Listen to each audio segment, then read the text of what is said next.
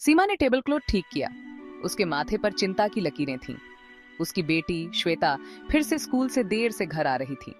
ये हाल ही में एक आदत सी बन गई थी और सीमा के पेट में चिंता की गांठ और कस गई। श्वेता, जो कभी बातूनी थी और अपने दिन की हर बात बताती थी, अब चुप रहने लगी थी।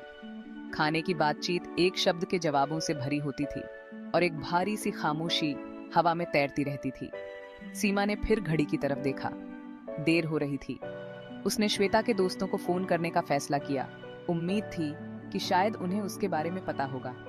उसने एक एक करके हर नंबर पर डायल किया, लेकिन हर बार यही जवाब मिला, आंटी, हमने श्वेता को स्कूल के बाद नहीं देखा।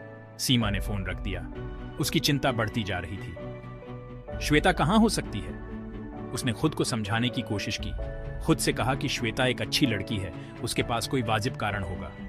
लेकिन अंदर ही अंदर एक मां का दिल कह रहा था कि कुछ गड़बड़ है। अपनी बेटी के हालिया व्यवहार को समझने के लिए दृढ़ सीमा ने और ध्यान देना शुरू कर दिया। उसने देखा कि श्वेता अपने कमरे में घंटों बिता रही थी। उसका फोन उसके कान से चिपका हुआ था।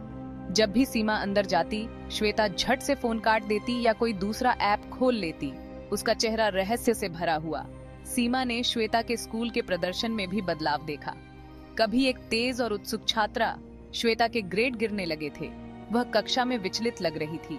उसका दिमाग कहीं और था। सीमा को श्वेता के बैग में बेतरतीब ढंग से भरे हुए टेस्ट पेपर मिले। फेल ग्रेड उसकी पिछली शैक्षणिक उपलब्धियों के बिल्कुल विपरीत थे। एक शाम जब श्वेता नहा रही थी, सीमा ने अपनी बेटी के फोन पर एक नजर डालने का फैसला किया। वह जानती थी कि यह उसकी निजता में दखल देना है, लेकिन श्वेता के लिए उसकी चिंता उसके संकोचों से कहीं बढ़कर थी। हालांकि फोन लॉक था। सीमा ने अलग अलग कॉम्बिनेशन ट्राई किए। उसका दिल घब पाथट और अपराध बोध के मिश्रण से धड़क रहा था। अंत में उसे सही कोड मिल गया, श्वेता का बर्थडे। सीमा का दिल बैठ गया जब उसने श्वेता के मैसेज देखे। वे एक अनजान नंबर से अजीबोगरीब टेक्स्ट से भरे हुए थे। भाषा अपरिचित और चिंताजनक थी। सीमा को चक्कर आने लगे। क्या उसकी बेटी किसी ऐसे व्यक्ति से जुड़ी हुई थी जिससे उसे नहीं होना चाहिए था? क्या वह मुसीबत में थी? एक गहरी सांस लेते हुए सीमा ने खुद को शांत रहने के लिए मजबूर किया। वह जानती थी कि श्वेता का सीधा सामना करने से वह उससे और दूर हो जाएगी। सीमा को सावधानी से चलने की जरूरत थी।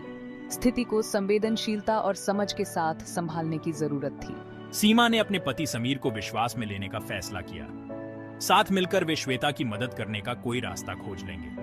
उन्हें उसके लिए खुलकर बात करने के लिए एक सुरक्षित जगह बनाने की जरूरत थी, जहां वह बिना किसी फैसले के अपने डर और असुप्रोटेक्टों को साझा कर सके। सीमा जानती थी कि टीनेजर अवस्था बड़े बदलाव और उथल पुथल का समय होता है, और माता पिता के रूप में यह उनकी जिम्मेदारी थी कि वे श्वेता का इन कठिन समय में मार्गदर्शन करें। समीर ने धैर्यपूर्वक सुना जब सीमा ने अपनी खोजों के बारे में बताया। वह उसकी चिंता समझ गया, लेकिन जल्दबाजी में किसी नतीजे पर पहुंचने से मना किया। सीमा, उसने धीरे से कहा, श्वेता उस उम्र में है जहां जिज्ञासा और आजादी की चाहत स्वाभाविक है। हमें याद रखना होगा कि खुद टीनेजर होना कैसा होता था। समीर ने सीमा को उनके अपने जवानी के कारनामों की याद हटाई। वो समय जब वे सीमाओं को तोड़ते थे और हदों को पार करते थे। हम श्वेता से कुछ अलग होने की उम्मीद नहीं कर सकते, उन्होंने कहा। कुंजी यह है कि उसे तलाशने की स्वतंत्रता देने और उसकी सुरक्षा सुनिश्चित करने के लिए स्पष्ट सीमाएं निर्धारित करने के बीच संतुलन खोजा जाए। वे इस बात पर सहमत हुए कि खुलकर बातचीत करना बहुत जरूरी है। श्वेता को डांटने या आरोप लगाने से केवल उसे दूर ही किया जाएगा। उन्हें ऐसा माहौल बनाने की जरूरत थी जहां वह उन पर भरोसा कर सके, जहां वह जानती हो कि उसका स्वागत प्यार और समझ के साथ होगा, फैसले के साथ नहीं। चलो साथ में कुछ अच्छा समय बिताते हैं श्वेता। हम कंट्री साइड की ड्राइव पर कैसे जाते हैं? अगले हफ्ते के अंत में समीर ने एक पारिवारिक आउटिंग का सुझाव दिया। श्वेता शुरू में झिझक रही थी, अनिच्छा से मान गई। वह जानती थी कि कुछ गड़बड़ है, लेकिन वह समझ नहीं पा रही थी कि क्या।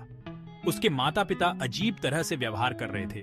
उनकी आंखों में चिंता और कुछ ऐसा था जो समझ जैसा था। क्या तुम्हें याद है कि उन रोडों पर यात्रा करना कितना मुश्किल था? बारिश के मौसम में हम कीचड़ में कैसे फंस जाते थे। श्वेता ने सिर हिलाया। बचपन की उन रिमेंबरों को याद करते हुए उसके चेहरे पर एक शरारत झलक गई। हाँ, हमें कहीं भी पहुंचने में हमेशा के लिए लग जाता था। समीर मुस्कुराया। ऐसा इसलिए क्योंकि रोडों में मजबूत फाउंडेशन का अभाव था। जिस तरह एक इमारत बनाने के लिए सावधानी पूर्वक योजना और एक ठोस आधार की आवश्यकता होती है, उसी तरह सड़क बनाने के लिए भी। इसके बिना सड़क चरमरा जाएगी और दबाव पड़ने पर गिर जाएगी। श्वेता गौर से सुन रही थी। उसके पेट में एक अजीब सा एहसास घर कर गया। उसे लग रहा था कि यह सड़क निर्माण के बारे में सिर्फ एक आकस्मिक बातचीत नहीं है। उसने अपने माता पिता की तरफ देखा। उनके चेहरे प्यार और चिंता के मिश्रण से भरे हुए थे और उसे एहसास हुआ। जिंदगी एक सफर की तरह है श्वेता, और उन रोडों की तरह हमें आने वाली चुनौतियों और बाधाओं को पार करने के लिए एक मजबूत फाउंडेशन की आवश्यकता होती है। हमारे मूल्य, हमारे सिद्धांत, हमारे रिश्ते, ये एक मजबूत फाउंडेशन के निर्माण खंड हैं। वह रुक गया, पीछे के शीशे में श्वेता की निगाहों से मिलते हुए। अभी तुम एक चौपाथे पर हो श्वेता। आज आप जो चॉइसेस करते हैं वे आगे की राह तय करेंगे। अपने आप को ऐसे लोगों से घेरना जरूरी है जो आपका साथ दें, जो आपको अपना सर्वश्रेष्ठ बनने के लिए प्रोत्साहित करें। श्वेता का दिल तेजी से धड़क रहा था। वह जानती थी कि उसके माता पिता सही कह रहे हैं। वह नई दोस्ती और अनुभवों के उत्साह में इतनी फंस गई थी कि वह उन वैल्यूजों की उपेक्षा कर बैठी थी जो उन्होंने उसे दिए थे। उस रात जब सीमा और समीर सो रहे थे, श्वेता अपने बिस्तर पर जाग रही थी। उसके दिमाग में विचार दौड़ रहे थे। उसके माता पिता के शब्द उसके कानों में गूंज रहे थे। उनका संदेश स्पष्ट था। वह रास्ते से भटक गई थी, लेकिन वापस मुड़ने में देर नहीं हुई थी। उसने अजीबोगरीब संदेशों, छूटे हुए कॉल के बारे में सोचा, उस दिशा में खींचे जाने की भावना जो वह नहीं जाना चाहती थी। उसने महसूस किया कि वह गलत जगहों पर मान्यता और स्वीकृति की तलाश कर रही थी। श्वेता बिस्तर से उठी और अपने डेस्क पर चली गई। उसने एक कलम और कागज उठाया। उसका हाथ थोड़ा कांप रहा था जब उसने लिखना शुरू किया। उसे अपने माता पिता से माफी मांगने की जरूरत थी। उन्हें यह बताने की जरूरत थी कि उसने उनका संदेश सुन लिया है। अगली सुबह सीमा को रसोई की मेज पर एक नोट मिला। यह श्वेता का था। जैसे ही उसने शब्दों को पढ़ा, उसकी आंखों में आंसू आ गए। श्वेता ने अपने हालिया व्यवहार के लिए पछतावा व्यक्त किया, यह स्वीकार करते हुए कि उसने कुछ गलतियां की हैं।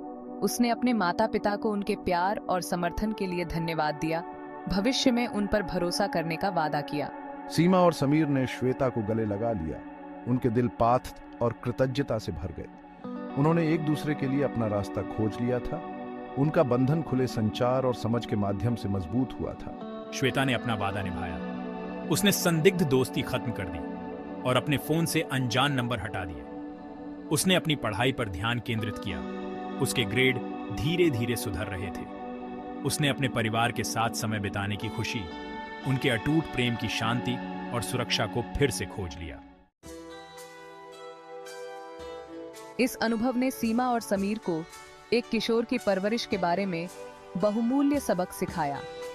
उन्होंने अवलोकन के इम्पोर्टेंस, व्यवहार में सूक्ष्म परिवर्तनों पर ध्यान देने के इम्पोर्टेंस को सीखा। उन्होंने महसूस किया कि अनुशासन और स्वतंत्रता परस्पर अनन्य नहीं थे, कि अन्वेषण और विकास के लिए जगह देते हुए स्पष्ट सीमाएं निर्धारित करना महत्वपूर्ण था। सबसे महत्वपूर्ण बात, उन्होंने सीखा कि खुला संचार एक मजबूत माता-पिता बच्चे के रिश्ते की बेसशिला है। श्वेता के लिए अपने विचारों और भावनाओं को बिना किसी फैसले के डर के साझा करने के लिए एक सुरक्षित जगह बनाकर वे उसे टीनेजर अवस्था की चुनौतियों से पार पाने में सफल रहे। जीवन हमेशा सहज नौकायन नहीं होगा। सड़क में बाधाएं, चक्कर और अप्रत्याशित बाधाएं आएंगी, लेकिन सीमा और समीर को भरोसा था कि प्यार, समझ और खुले संवाद से वे एक परिवार के रूप में किसी भी चुनौती का सामना कर सकते हैं। जैसे ही श्वेता एक आत्मविश्वासी युवती के रूप में खिली, उसने अक्सर उस कठिन दौर को एक नए दृष्टिकोण से देखा। अपने माता पिता के ज्ञान और मार्गदर्शन के लिए प्रार्थना की। उसने महसूस किया कि उनके कठोर शब्द गहरे प्रेम और उसकी रक्षा करने की इच्छा से उपजे थे। श्वेता ने अपने माता पिता के साथ साझा किए गए बंधन को हमेशा संजो कर रखने का मन ही मन वादा किया।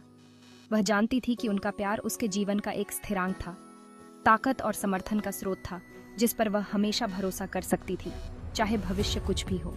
और इसलिए यात्रा जारी रही। उनके सामने सड़क फैली हुई थी, चुनौतियों और जीत दोनों से भरी हुई। वे इसका सामना एक साथ करेंगे, उनका बंधन अटूट, उनका प्यार वह ठोस फाउंडेशन जिस पर वे अपना जीवन बनाएंगे।